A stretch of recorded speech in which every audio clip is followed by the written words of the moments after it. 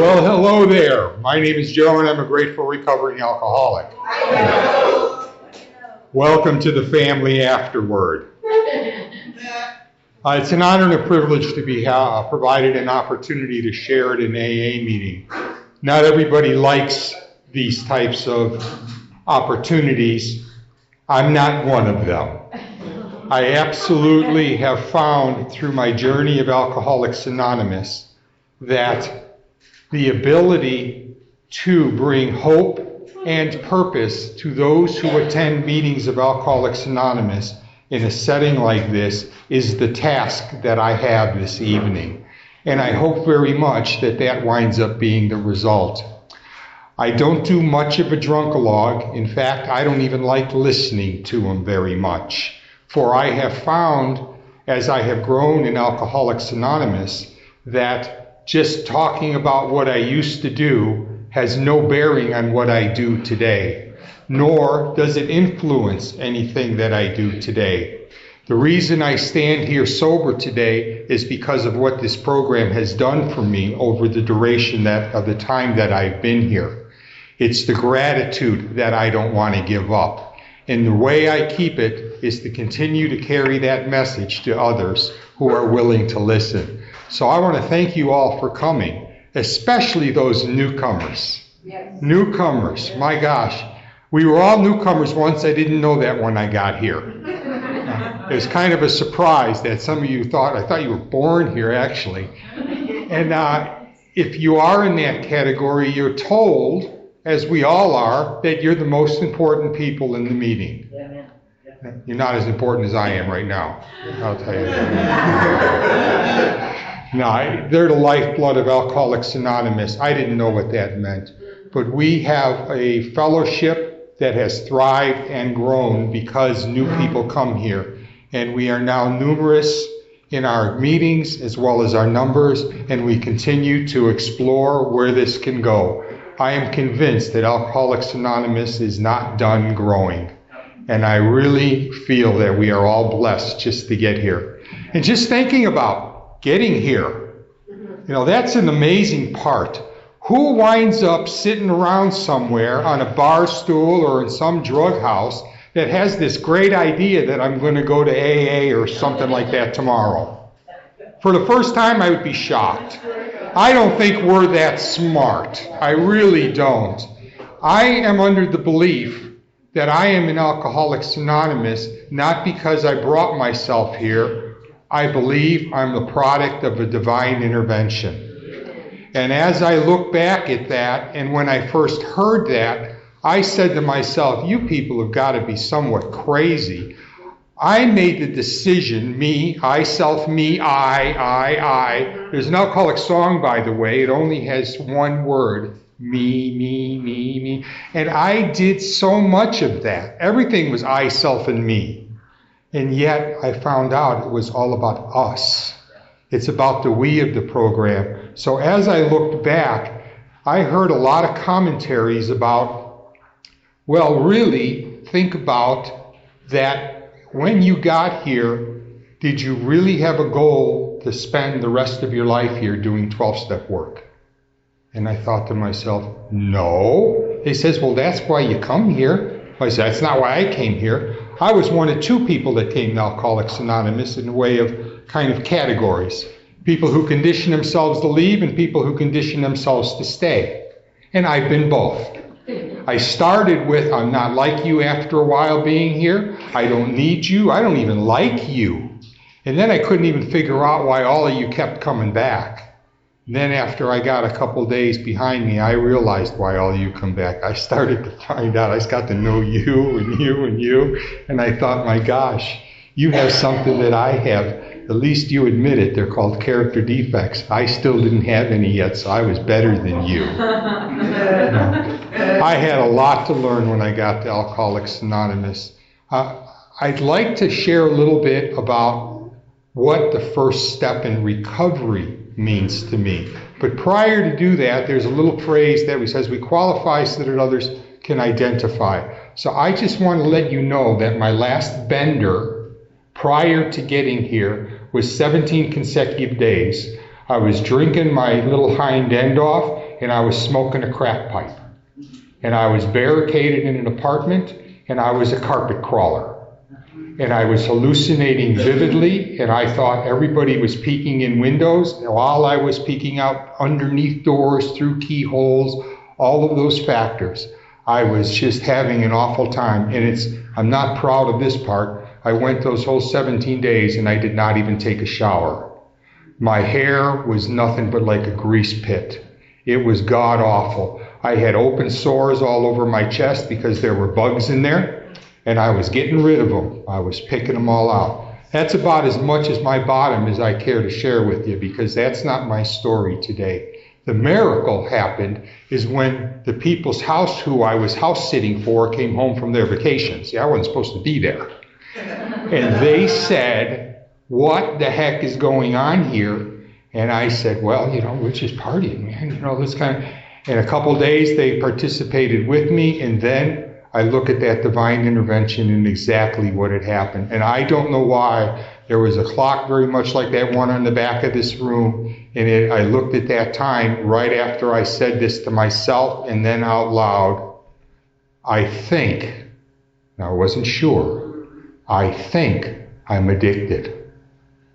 And they flipped out and I went total paranoid. And they got into this, what do you think you're going to do about it? I said, well, I'm going to go back to work. Now, I haven't been there. It's a chemical vacation. I walked into the Human Resources Department in that sorry state of physical appearance and mind.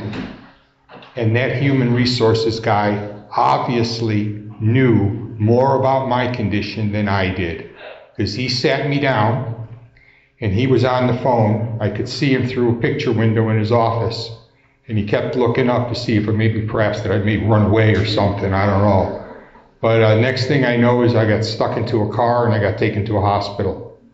And when I got to that hospital and that doctor examined me and he took that shirt off my back and he went, whoa, what the heck is that? He saw all those open sores. And I said, well, that's from the cocaine, the alcohol. He said, how do you know that? I says, well, because when I have my in-between things, that's not there. It goes away, it heals. And they took my demeanor and they recommended, after they asked me a bunch of crazy questions, the guy with the suit on and the tie. I don't like those people. And they started saying, do you do alcohol? Yeah. Do you do smoke pot? Yeah, it helps you come down. And then they got right to the cocaine thing and I denied it. In 8 hours, I denied exactly where I was coming from. The power of the addiction. The power. Then they said, we've got to have you check in upstairs. I said, okay, I'll do that tomorrow. I walked out the door. I did not check in that night because I owed a lot of money to some very, very interesting characters in the city of Chicago. And these guys were, I like to phrase their occupation as distribution engineers. And I was a participant in that. And there was a lot of money that I was on the hook for. And I did not want those people chasing me down. So I was able to remedy that. Thank God, I still don't know how that happened. I made arrangements to have someone else pay off my debt, and I hightailed my butt right back to that treatment center and checked in. They were surprised to see me. Maybe I should say I was surprised to see me there. Because I don't know, I think at that moment it was fear that just drove me back there. I got there and I slept the first 3 or 4 days. Eventually I got onto the unit. And it was a fascinating experience because I learned about the disease of alcoholism. I didn't realize it was an illness that I had been suffering from. They also suggested to me that anything that I did in my history cannot be used as an excuse. The illness is not to be that way. You are still responsible for all the wreckage of your presence. So I understood that, and I needed to find a program for which I could live by in order to remedy these particular issues. So they introduced us to Alcoholics Anonymous. And one day after being there 2 weeks, another miracle came down. At night when I went back to go ahead and remedy my past dealer problems, I told one guy where I was going as soon as I was done doing this, and I didn't think he'd tell anybody. But what happened was that a nurse came up to me at the hospital unit and said, "You have a visitor downstairs." That visitor, I go, "Well, nobody's supposed to know I'm here. Don't we know there's confidentiality, all these HIPAA laws and all this stuff?" And they says, "We need you to talk to this guy."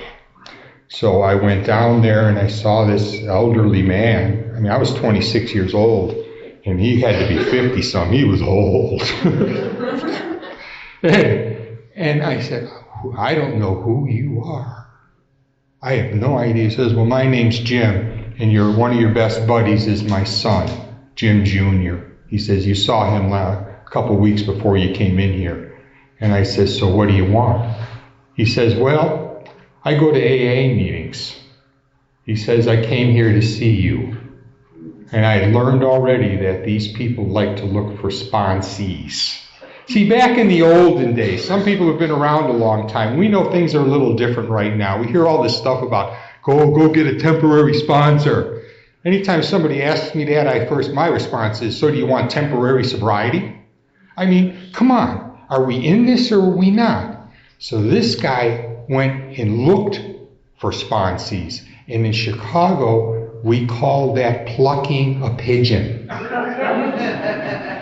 In the old days of AA, they referenced this because in the wars, they used carrier pigeons to carry the message. So sponsees got termed that way. And I said, "Well, do you think you could come up with a better name other than pigeons?" They says, "Oh no, it's quite fitting because they call you up and tell you all their manure." He says, "It's just the way it is. It's just, we roll that way." And I says, "Okay." And they says, "We're going to teach you how to be sober, and then we're going to teach you how to do that too." It is very simply said, is that when the teacher appears, the student is ready, and when the student is ready, the teacher will appear. That's what a sponsor-sponsee relationship was all about. Apparently, I got that fairly early, and I feel gifted. So as a result, I met this guy at a meeting when I first got out. And I went to this place in the downtown Chicago area, and never forget it, called the Mustard Seed. It's the oldest Alano club in the entire city. It was the first one there. Riddled with old-timers, 70 meetings a week in one location. And man, those guys, so many people there were sober longer than I was old. Oh my God. And the big pot bellies, and the suspenders, and the Popeye tatted arms, and the bald heads, and the growls. They growled. I mean, literally. One guy, this guy named Bill, God, I had to give him a nickname because of his bald head, fitting for Chicago, which I sometimes call Chirac. Called him Bullet Head. You know, I didn't know what else to do, but every time I walked into this room, he said, Joe, over here, sit down. I'm thinking, God. And it was just really tense all the time. There was another guy there who always, every time he was chairing the meeting, he'd walk around the room and pass out the readings. There isn't any of this. Anybody like to read today? None of that. It's here. You read this. Like, gosh, it almost scare you to death. But that was old school Alcoholics Anonymous. They called it tough love. Tough love. And those people really did care. They were more inclined to tell you the realities of life in sobriety, and hurt your feelings was perfectly acceptable. They had this saying running around. They says, "I can't hurt your feelings if you're in a grave. It's too late. We're going to deal with you now while you're still breathing." And gosh, I come to look back at it. As much as I hated it back then, I really appreciated it now. You know, in hindsight, it was just absolute blessing to be in the midst of that kind of population. So I went to those meetings for a long time, and I eventually, I did come out of a recovery home right after that treatment center, and I moved back into my old neighborhood in the city, and it was just a blessing. My sponsor eventually went kind of southward, at least it appeared to be. I got a call one morning, and he said, getting evicted from my apartment. Everything's going on really rough times. He had about 7, 8 years of sobriety. And he just said, Joe, I need a place to sleep, man, because I got to be out tonight.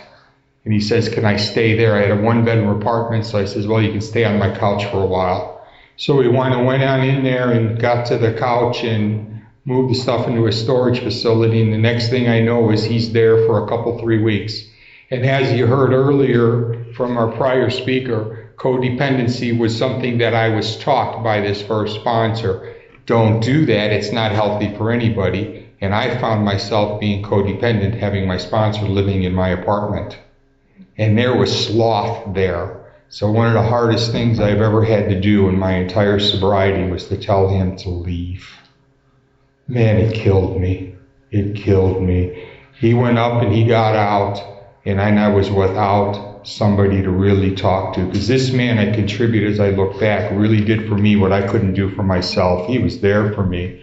So as I went down that road, I got a new sponsor, and fortunately I found the man that was very intertwined with the intergroup office of Chicago. He did a lot of 12-step work. They did a lot of other things there that we don't see too much of today, and rightly so. We shouldn't be doing these things today. There was a list of people in the intergroup office that would be going on 12-step calls. They would call, and they'd call out to you, and you go right to these people's apartment and pick them right up and bring them to the meeting. Oh, you hear the crazy stories. I mean, people who are lying naked on the floor, all wasted, or you see somebody just half keeled over and barf, and all the crazy stories, but yet you still pick them up and drag them to a meeting. We don't do that anymore. Who knows? Right now, for all we know, we might be walking into a drug bust. We don't want to do stuff like that. So we hope that they come to us so that we can carry that message of hope and purpose. But yet, that's what they did. So this guy was doing some 12-step work, and he wound up meeting somebody coming out of a facility in Minnesota and brought that person to a meeting where I was chairing over at this mustard seed. They did elect me as secretary there, which was absolutely crazy. Like, think about this now. I had a year of sobriety with all these crusty old-timers. I mean, and they didn't like anything I had to say, ever. They elected me secretary. They did it really shrewdly, too. And I think it was somewhat of a conspiracy.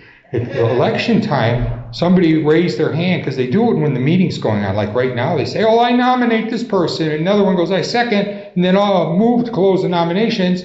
All in favor, they raise their hands. The next thing you know, you're a secretary, and you're looking around, and you go, what the heck just happened? They did that to me. And I was stunned. And at that particular place, I had to be the lead chair every week for 6 straight months. And I'm sitting there thinking, my God, what can I possibly tell all these old-timers? And they just says, well, you'll find something. So as I did, I started reading the book because I wanted to sound good. And every time I did that, all they said to me was, we already know you're here. They didn't want to hear too much about that. They wanted to know what I was doing in the way of my footwork for sobriety. Are you taking the action that's written in the book? They didn't just want me to quote the book. And so when I did share, they went around the room and they fixed me. They told me everything I was doing wrong, and they were consistent. It was a blessing. So that one night when this guy walks in, my new sponsor, and I am just absolutely stunned. I was so stunned because he walked in with a very, very attractive woman. And I thought to myself, man, what is she doing with him? I mean, this is kind of crazy. And so they sat down, and that whole meeting, I was just kind of glaring out of the side of my eye. And next thing you know, over 6 months at the coffee shops, I'm getting to know this lady, but there was one little problem that we were having. She was hanging out with him, not me. So there's a little bit of a line going on somewhere in our literature that says, if you want what your sponsor has, you're supposed to be willing to go to any length to get it. So I did call him up very cordially and said, I kind of like her, and it's not going anywhere with you, guy, so I got to let you know, man, I'm going to just reach out. And he says, yeah, she likes you too.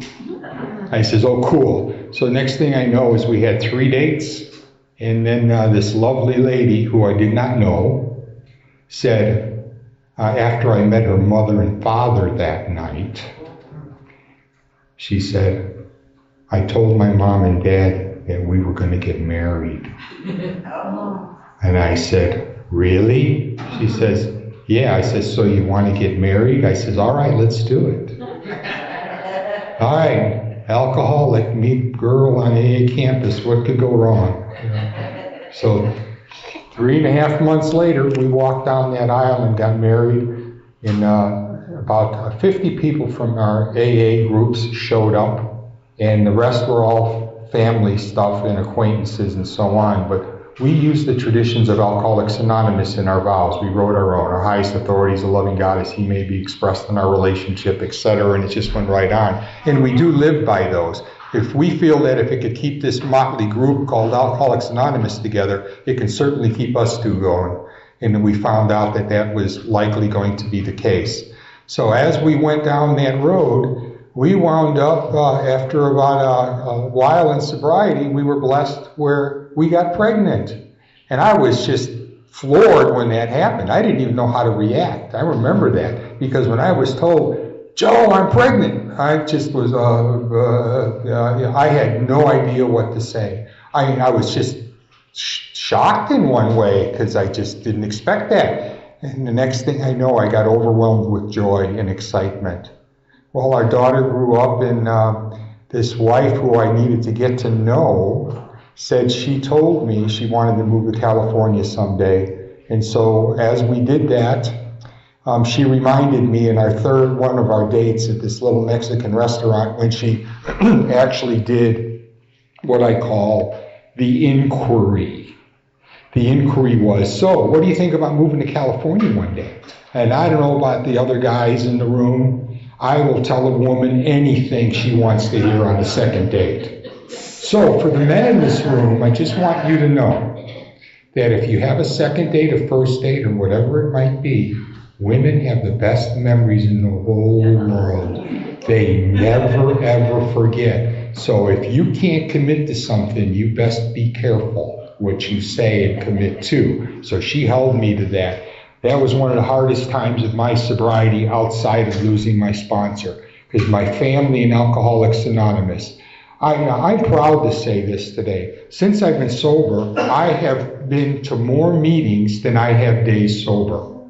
I'm an everyday meeting guy, and I contribute my longevity in Alcoholics Anonymous as a result of that. And it's because of the family that's here. This family is just beyond belief sometimes. It is so tight-knit. I can meet someone that I've never met before, talk with them for 20 minutes, and feel like I've known them all my life. That commonality of Alcoholics Anonymous is just so incredibly impressive. And that happens. And that's one of the reasons I like to believe in meetings like this with the way we are. I was listening to here just joyfully to the chatter in this room at our potluck. It was the language of the heart. It's the beauty of Alcoholics Anonymous. It's how we stay sober, is by helping each other and interacting with one another. For all I know, the person you might be sitting next to you might have saved your back end today just by something they said, and they don't even know it. That's how this program has just been so wonderful. So as we go through this journey, it's incredible. So leaving the Chicago area and winding up in California, man, it was a whole new world. I felt like I was just a whole newcomer all over again. And wouldn't you know it, hey, the book's the same everywhere. The meetings are not the same everywhere. And boy, oh boy, they give you something down there no matter what you say that you ain't going to get nowhere else. Anytime you's done sharing down there, they's going to give you the clap.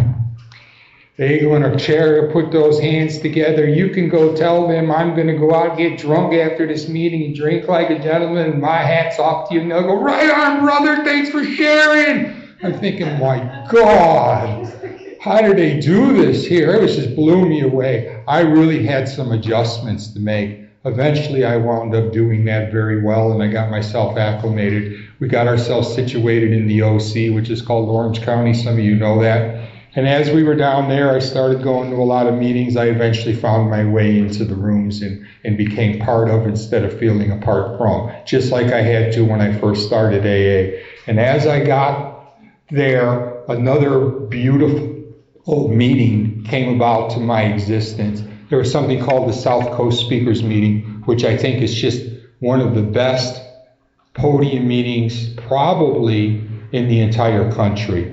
It was the oldest meeting. I got something about the oldest clubs, the oldest meetings. This was the oldest meeting in all of Orange County. And so at the time, it had already been there over 50 years, and they brought every circuit speaker in there.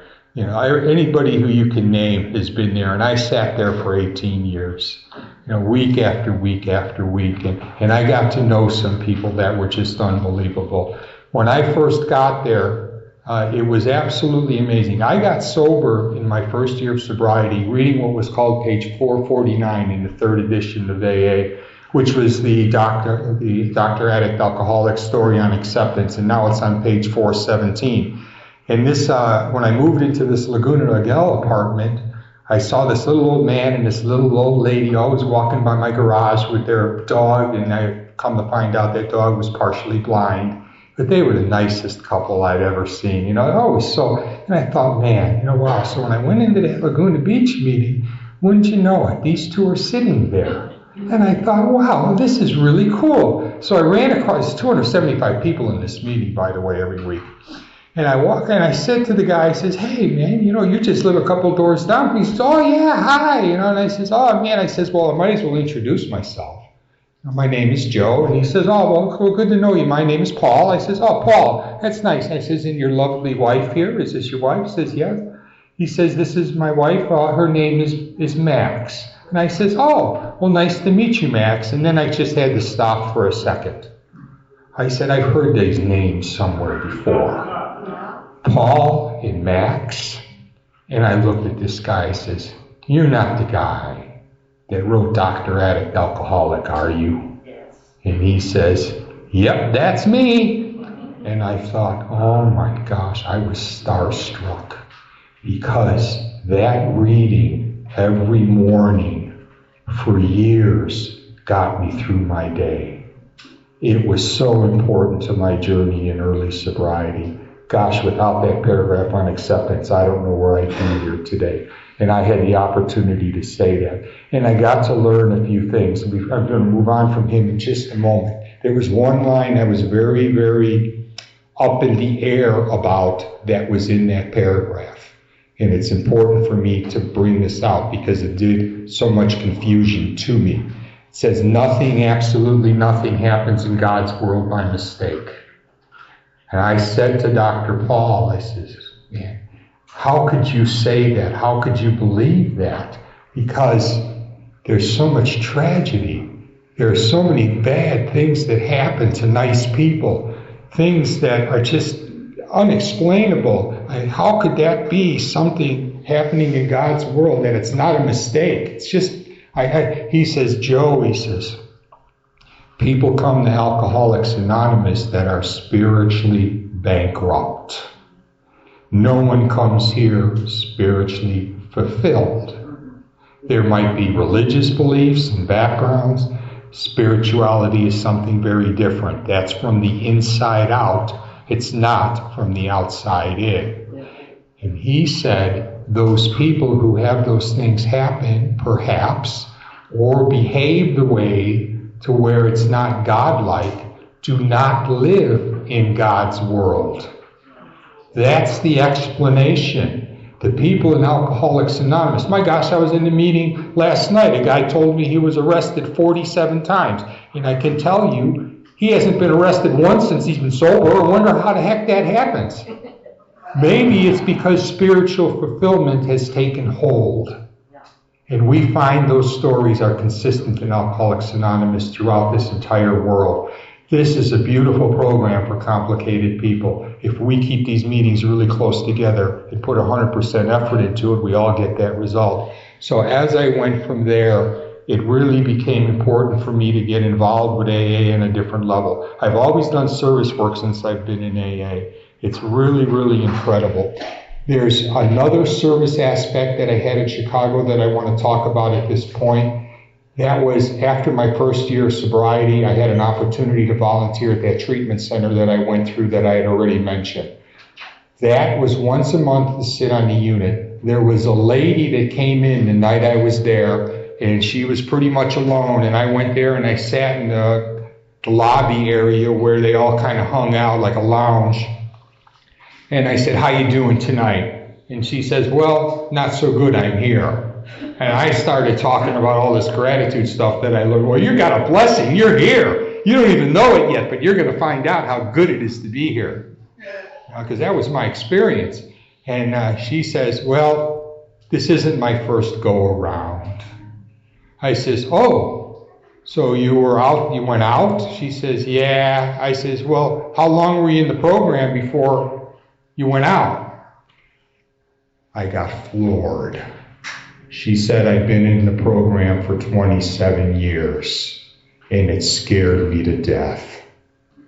Right from there on, I wanted to know what happened and how did that take place. It was so I got inquisitive, and I still don't know what possessed me to ask this question. How long ago before you picked up that drink did you know you were going to pick up that drink? And she says, she went to this and went nodded, and she said, "When I had my 20th year anniversary of AA, I knew I was going to pick up a drink again." It took her 7 years to carry out that plot. Alcoholics do not make plans, my friends. We plot. The longer someone's around in AA, the longer the plot. So I have found that if there's no plot between the ears of a person in recovery, there's no relapse coming. Because when this is going on, it happens in stealth. We don't share with other people that we're in the midst of a plot. We don't want anybody to know. However, wouldn't you know it? The people in Alcoholics Anonymous, we watch each other's feet. We like when you share. I like when you share. But it's the feet that tell the story. Are you going to an Alcoholics Anonymous meeting, or are you going to the gin mill to see how they do it? Are you going to whoopee parties, or are you going to do some service work? Oh, it says we can go anywhere as long as we're spiritually fit, but what they forgot to tell you in that writing, that if you're spiritually fit, you won't want to be there anymore. There's no point.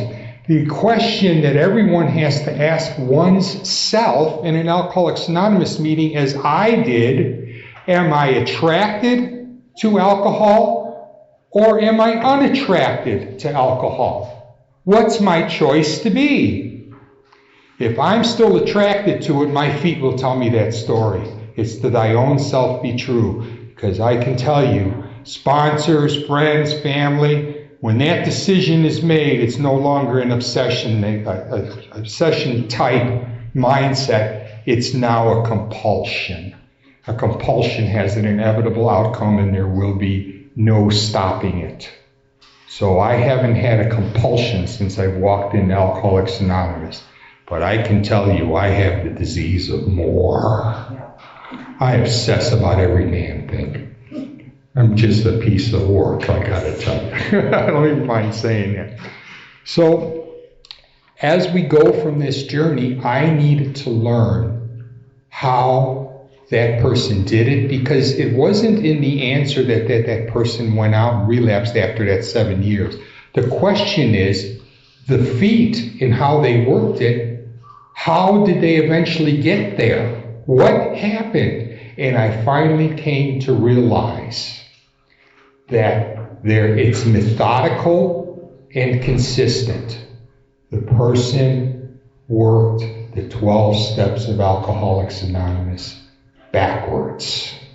And this is how it goes. 12-step work, service work, I'm not doing that anymore. That's for others. I'd rather not. I'm busy. 11-step prayer and meditation, no. I found my God. I'm no longer seeking my God. And finding God is very interesting. Anybody ever lose their keys? You're looking for those keys, you're obsessed, you're going crazy under the couch, around the street, sidewalk, grass, bushes, everywhere, places you haven't even been to. And suddenly you find your keys and you go, yes! I'm not seeking anymore, because when you find something, the journey is over. I don't want to find my God. I want to seek my God, because God in this world of AA continues to reveal more year after year after year. Spiritual growth does not stop, my friends.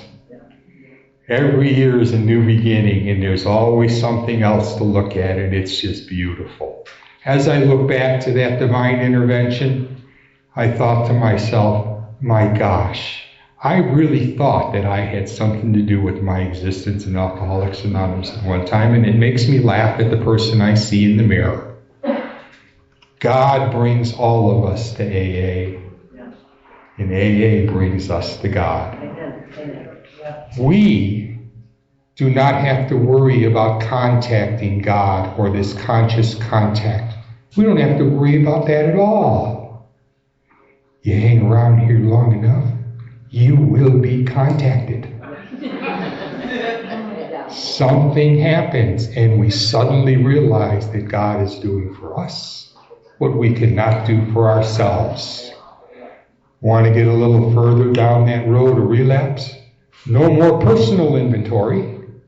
Oh no, I'd rather take yours. It's more fun. How about amends?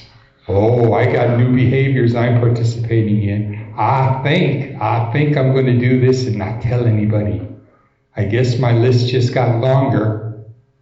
Well, I think I'm going to keep that one quiet. I think I need to practice a little ego instead of the humility associated with the 7th step. Character defects are starting to grow. Looks like my 6th step seems to get to a point where it needs a little more attention. 5th step, I've got new secrets in sobriety. Oh, we hear it all the time, we're only as sick as our secrets. I'm going backwards fast. There's still time to get off the train. Do an inventory. Nah, I'm okay. I don't need to do an inventory. I'm still morally okay, even though I just got done telling you I'm not. Is my life in God's care anymore? No, I think it's in mine.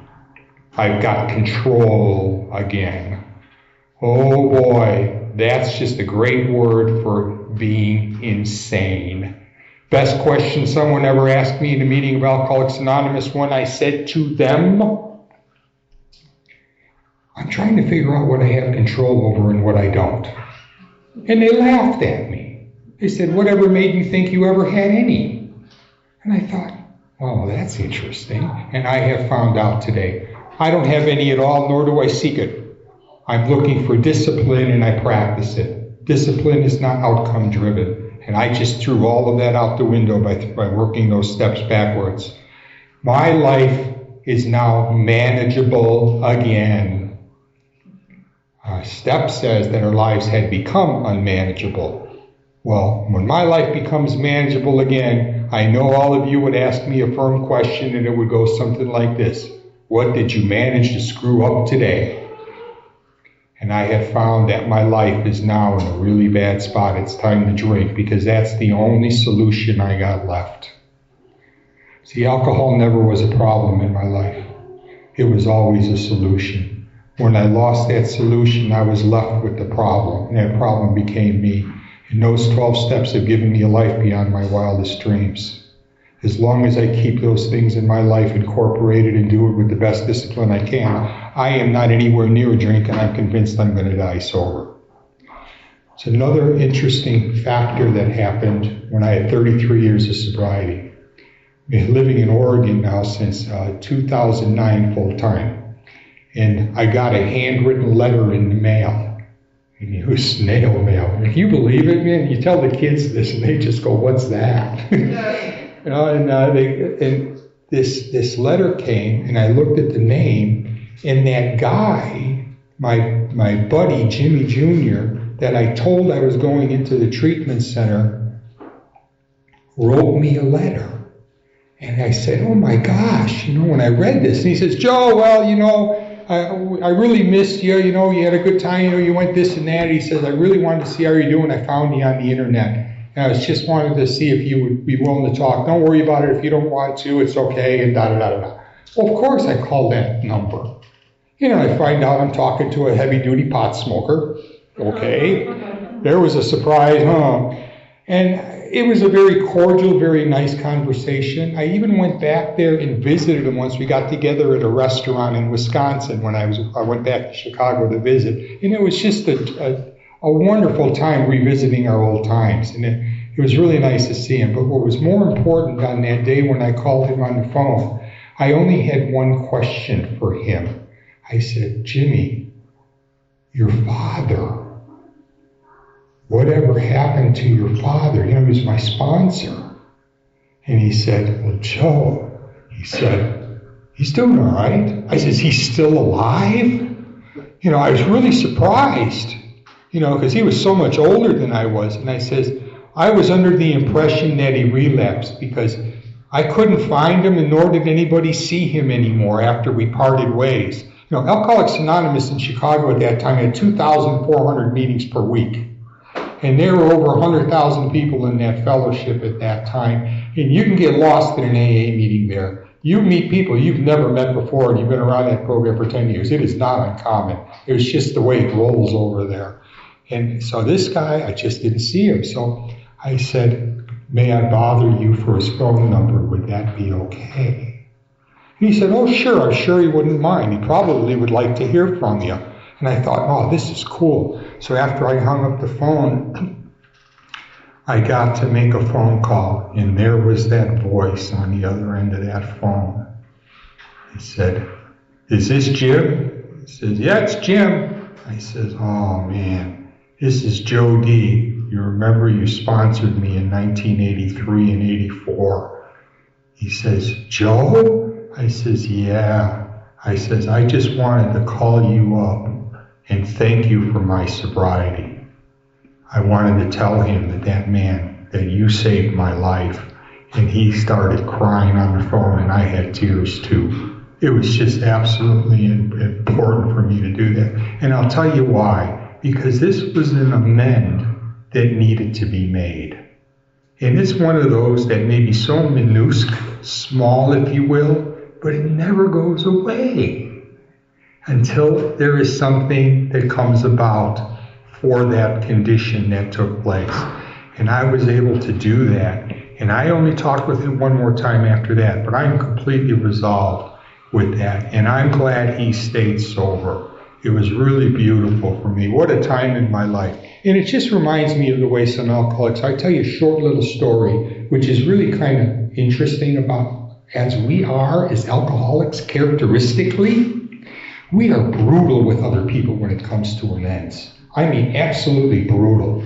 There's a brown baggers meeting where if you go to, you can go there early, you bring your lunch thing, and then there's the meeting, and then you start chit-chatting. Well, there's a guy who comes into that meeting, goes and gets fast food every day. Every day. So he walks into the meeting, opens up his bag, goes through the drive-thru, and he's going, hey man, how you guys doing? And he opens up his bag and he pulls out this food, and he pulls out, there's 2 hamburgers in the bag, a fries and a Coke, and he starts laughing out hysterically, and he's telling these old timers he's sitting around with at the table, he says, this is great. And they're going, what up? Oh, it's a hamburger, man. He says, no, man. He says, I went through the drive-thru. I only ordered 1 hamburger, 1 fry, and 1 Coke. And they said, yeah. He says, well, I got 2 hamburgers and I only paid for 1. And these guys, oh no, this is Alcoholics Anonymous. You can't do that. You have to go back there and make that right. You got to make those amends. So this guy's going, yeah, he's eating his hamburger. Now the thing doesn't taste so good anymore. And he's done. And then, he's going, that night he gets home and he's thinking all night about what he heard from these guys. And he's saying, man, these people are dry. Man, what? It's a hamburger, for heaven's sake. It's just a hamburger. So he goes to bed and he's dreaming about damn hamburgers. So morning he wakes up with hamburgers on his mind. So he says, I know what I got to do. I've got to work the program of Alcoholics Anonymous. I'm going to go back to that same drive-thru. I'm going to go in there and I'm going to order a hamburger, fries, and a Coke. And when I get to that window, I'm going to pay for that hamburger that I didn't pay for yesterday. So he drives through, he orders the same thing, hamburger, fries, and a Coke. He gets to the window, lady tells him this the price, and he says, well, can you charge me for a second hamburger? I was here yesterday, and there was a second hamburger in the bag, and you didn't charge me for it. And the lady behind the window says, duh, yesterday was buy one, get one free. Now look what alcoholics go through over a hamburger.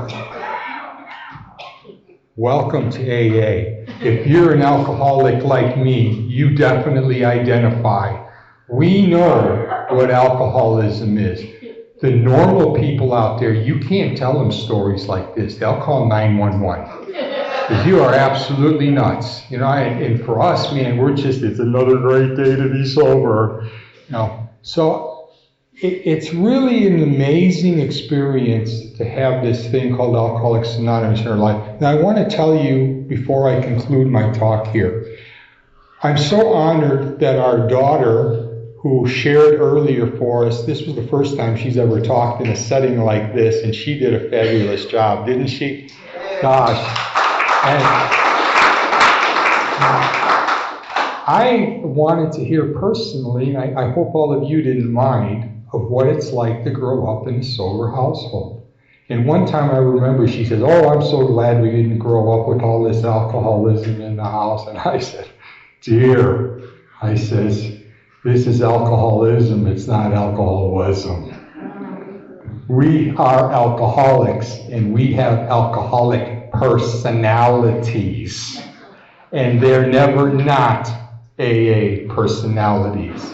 I have an obsession of the mind, and if I were to ever pick up something, the allergy of the body kicks in. And for those who may want an expanded definition of what that allergy might mean, that's when this guy, meaning Joe and myself, drinks a depressant, my body processes it like a stimulant, and I stay up all night and listen to birds chirp in the morning.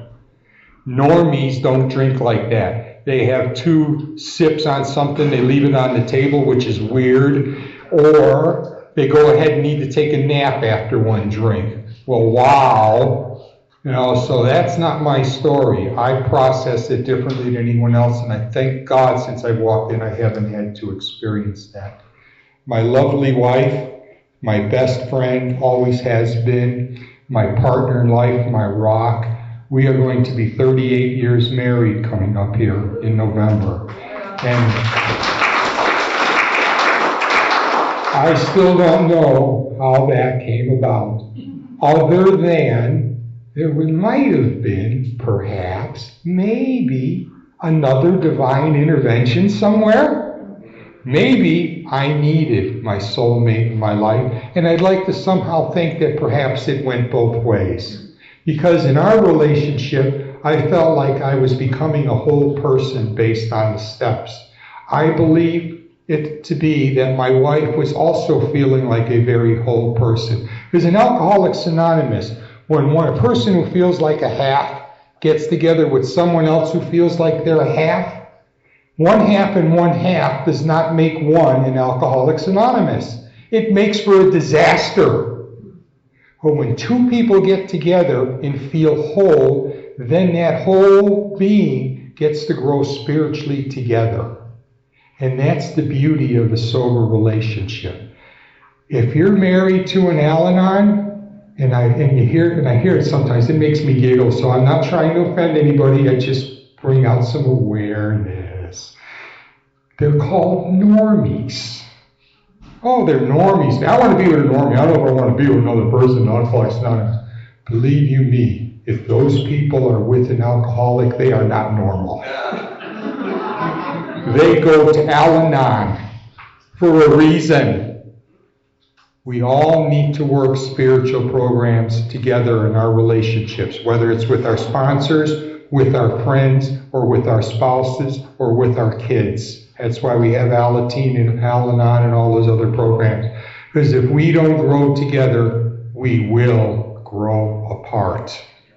That's just the nature of long-term sobriety, what gets uncovered. So my encouragement to all of you is to find other like-minded individuals in your life, as I have done in mine. If you are able to do this and put 100% effort into your journey of AA, seek God. Don't need to find. Don't even need to define. It is a God as we don't understand Him. And for my journey, it's now non-denominational. My God is with all of you, and all of your gods are with me, no matter what your belief system is. There's room for everything in my soul. If you're walking the path of sobriety, you've got a God, even if you don't know it yet. And I'll repeat myself. You will be contacted. No doubt about it.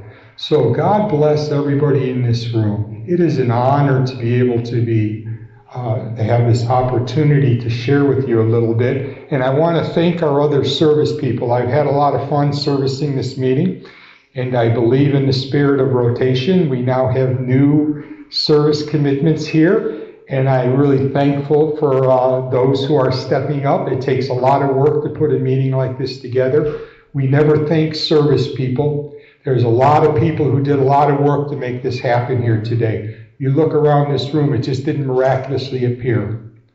Do keep that in mind, and I hope that next month you come back again and perhaps bring a friend. This is a wonderful hour of social, spiritual language of the heart, and then we have an awesome meeting with two great recovery speakers, and it's an honor to be part of it, and I'd like to hope that it was an honor for you as well. Thanks for having me.